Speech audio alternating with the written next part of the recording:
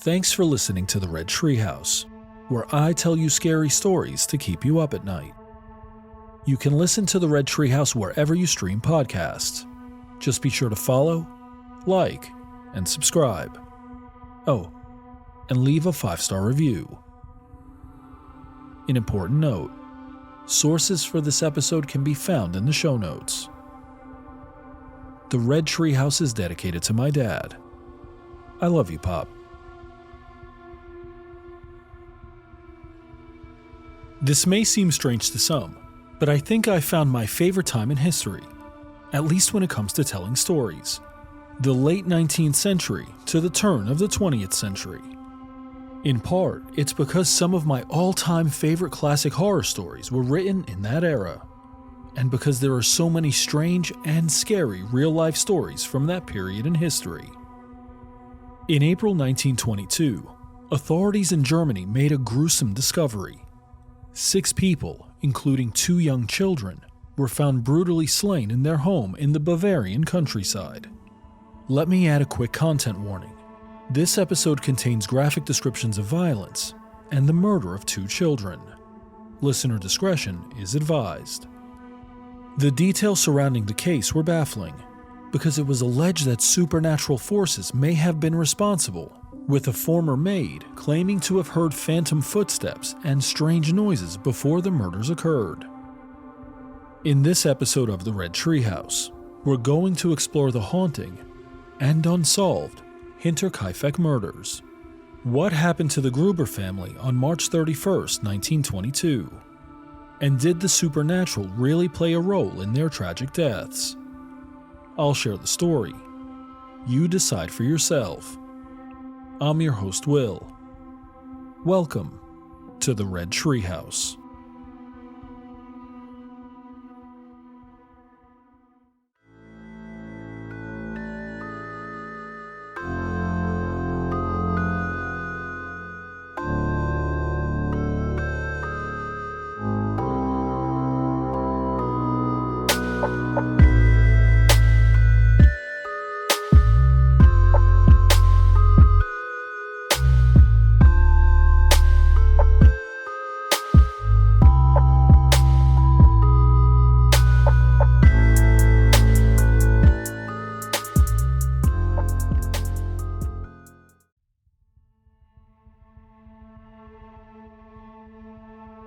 The morning of April 4th, 1922, started like so many others on a small farm in the Bavarian countryside. The small farming village was a place where everyone knew everyone, for better or worse, and within a short time, neighborly bonds would be tested and shaken to their core. The small farm at Hinterkaifeck was located approximately 40 miles north of Munich, Germany, and nestled near dense woods. Early that morning, Hans and Edward Sharofsky, a pair of coffee sellers, arrived at the front door to the farm to take an order. Except the usually busy home was still and quiet. When no one responded to their knocking, the brothers walked to the side of the house, but still got no response, and eventually left. Though strange, there was nothing inherently alarming about this, except a few hours later, the family's absence became more noticeable. In total, there were 5 individuals living in the farmstead, including 64-year-old Andreas Gruber, his 73-year-old wife Cecilia Gruber, their 35-year-old daughter Victoria, her 7-year-old daughter Cecilia, and 2-year-old son Joseph. By April 4th, Cecilia Gabriel had been absent from school for a few days, and a mechanic, Albert Hoffner, stopped by the home to repair an engine. Except like the Sharofskys, he waited for some time without seeing the family, and eventually proceeded to complete his repair, which took nearly 5 hours. Something interesting. At least 2 sources stated these visitors, quote, noticed movement inside, but received no response at the door, end quote. We will explore this possibility a bit later. That afternoon, a neighbor, Lorenz Schlittenbauer, sent his 16-year-old son Johann and 9-year-old stepson Joseph to check on the family. However, They returned quickly after their attempts went unanswered. Sometime later that day, Schlittenbauer went with 2 other neighbors and initially found the farm eerily quiet. Then, they went into the barn. There, they found the bodies of Andreas, his wife Kazilia, Victoria, and her daughter Kazilia, stacked together and seemingly murdered the same way.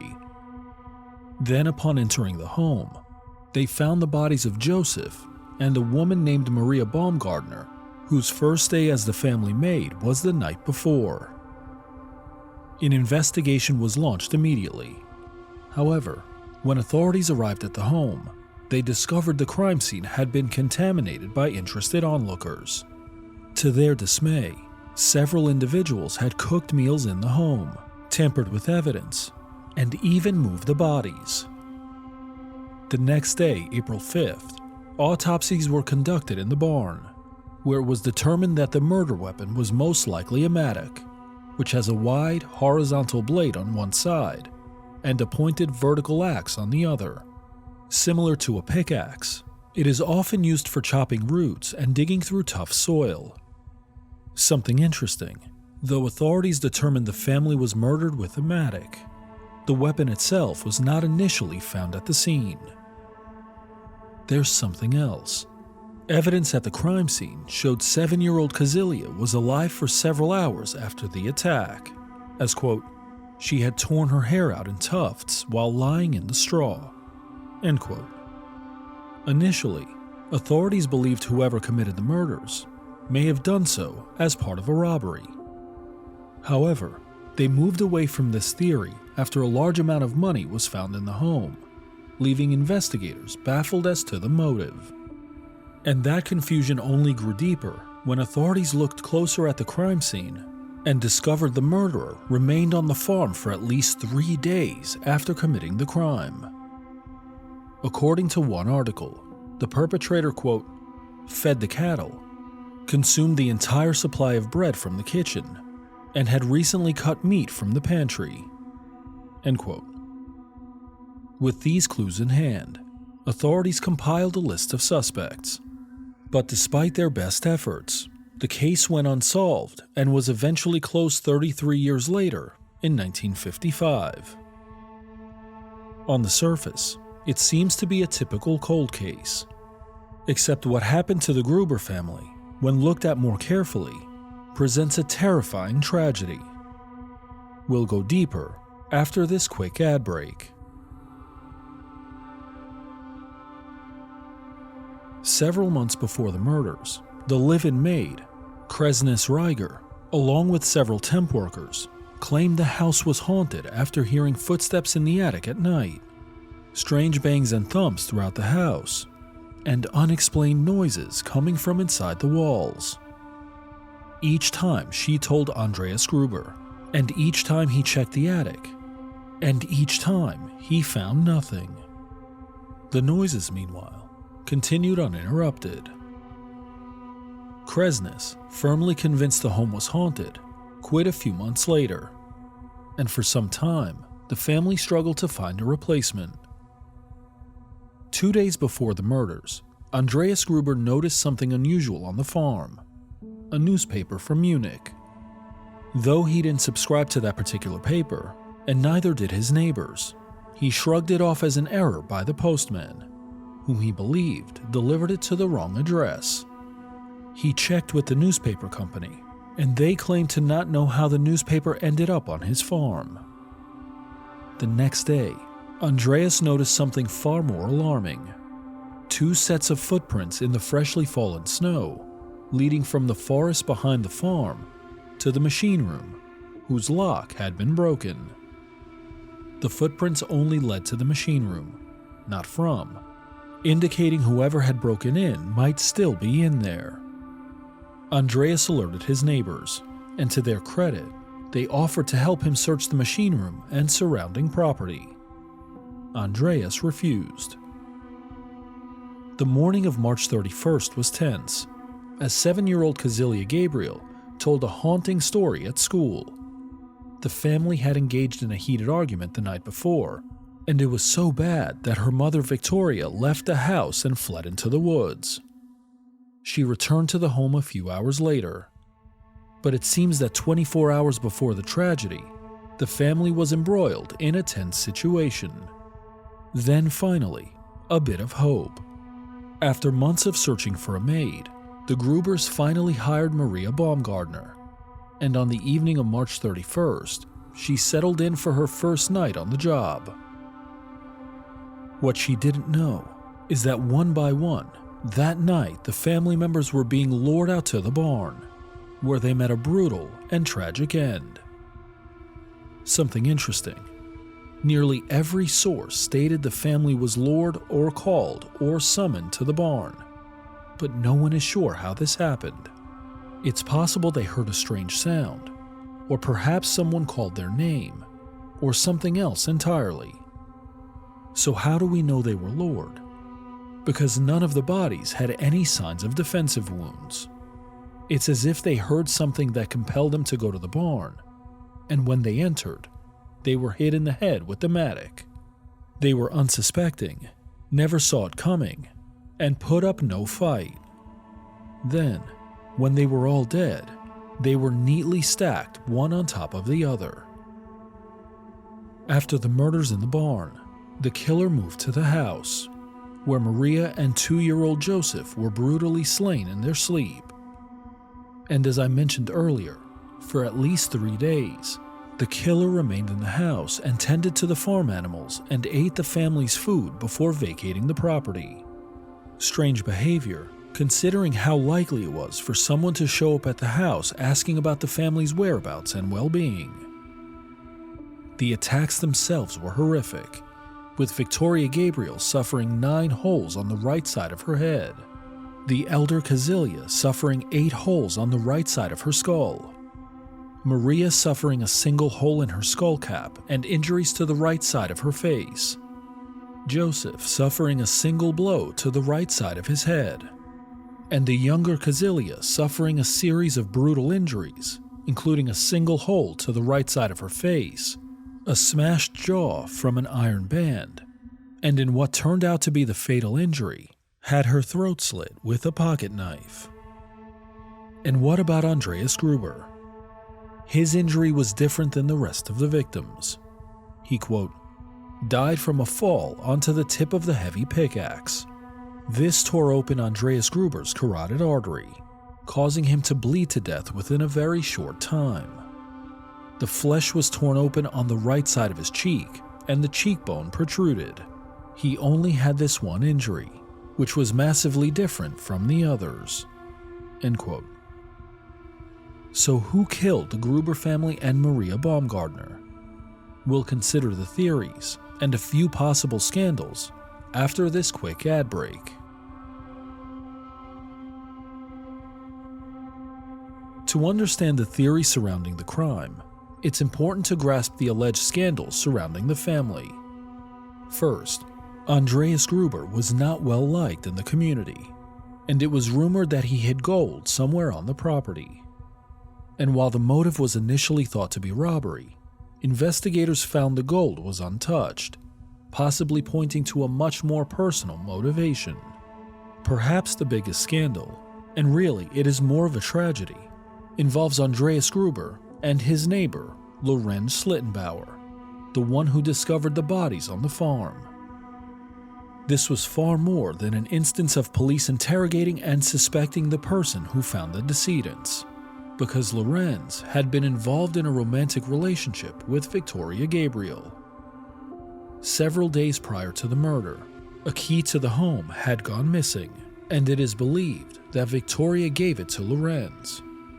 If you remember, Schlittenbauer found 4 bodies in the barn, and 2 more in the main house, including 2-year-old Joseph. Here's something interesting. Joseph was Lorenz Schlittenbauer's son. At least that's what it claimed on his birth certificate. I say claimed because it is widely believed that Schlittenbauer was not Joseph's biological father. That distinction may have belonged to Victoria's father, Andreas Gruber. One article detailed the incestuous relationship between Andreas and Victoria, which, to be clear, appeared to be more coercive than consensual. Quote, "This wasn't some small-town rumor. It was documented. Andreas had already been accused of having an incestuous relationship with Victoria, and it wasn't a secret that she hated it. But with her husband dead and 2 children to raise, she had nowhere else to go. When she became pregnant with Joseph, she begged Lorenz to claim the baby as his own. He did, for a while. But keeping Andreas a secret didn't make things easier. If anything, it made them worse. Andreas remained just as cruel, and tensions between him and Lorenz continued to escalate. When the truth about the incest finally became public, Lorenz testified against Andreas in court. Both Andreas and Victoria were convicted." End quote. Though Lorenz was initially suspected, he explained his actions, specifically going into the house after discovering the bodies in the barn, as those of a father looking for his son. He was eventually cleared as a suspect, though suspicion lingered for the rest of his life. Something interesting. In the years following the murders, Schlittenbauer made several statements that caught the attention of investigators. For instance, in 1925, he was found at the site of the then demolished farm, and when asked why he was there, he stated that, quote, "The killer's attempts to bury the family's remains in the barn had been hindered by frozen ground." End quote. The comment suggested Schlittenbauer may have had intimate knowledge of the crime scene, knowledge only a killer would know. Except Schlittenbauer was local to the area and would have known about the weather and ground conditions from simply being in proximity to the farm. For nearly 20 years following the murders, Schlittenbauer filed and won several civil lawsuits against those who slandered him as, quote, "the murderer of Hinterkaifeck," end quote. Though several individuals were arrested and subsequently released, suspicion has been cast on the family patriarch, Andreas Gruber himself, though it is important to state the evidence against him is primarily circumstantial and speculative. First, many point to his temper, history of violence and abuse, and the cover-up of his suspected biological child, Joseph Gabriel. More compelling evidence deals with the actual murders, and most specifically, the slaying of 7-year-old Kazilia. One article points to the weapons used in her killing: the mattock, iron bar that smashed her jaw, and pocket knife used to cut her throat. All of these belong to Andreas. In line with this, many point to the mattock as being used expertly. One article stated, quote, "The mattock couldn't be too heavy. It had to lie well in the hand so that it could be used for precise killing. Being too heavy would lead to the tool being awkward and imprecise. The blow was always equally powerful and measured, regardless of whether the victim was standing or already lying on the ground.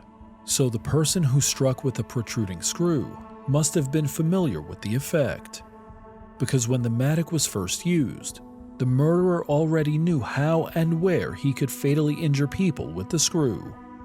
End quote. Some consider these details to be indicative of Andreas as the murderer.